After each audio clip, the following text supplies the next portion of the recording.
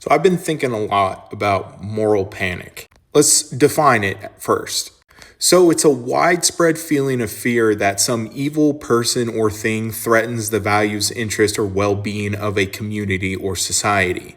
Basically, it's the process of arousing social concerns, usually by moral entrepreneurs, sensational mass media coverage, or politicians and lawmakers.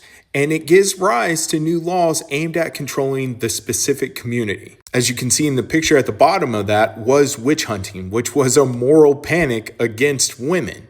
During the 1980s, there was a moral panic against the gay community with the AIDS epidemic. After 9/11, there was a moral panic against Islamic people.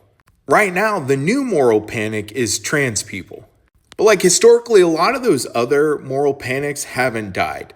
You can see that with a lot of the rhetoric in the GOP.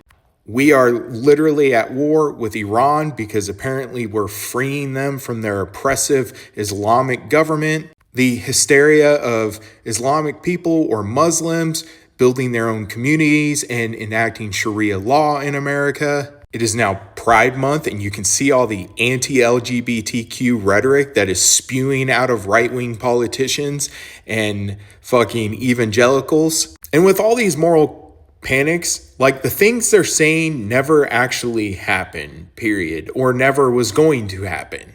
Let's talk about the moral panic that led to the rise of the Tea Party. They thought because Obama was elected, we were going to be a socialist country. Well, the vast majority of people actually don't understand social theory or understand what a fucking book is in the first place. But the Tea Party was an answer to that. It was also an answer to the fact that a black man was now the leader of this white Christian nationalist country that they hold in their hearts. It was an attack on America itself, having a black man as a president, especially one whose middle name is Hussein. But under Obama, we didn't become a socialist country, and it wasn't because the Tea Party took control. It was just a moral panic to get people to go out and vote.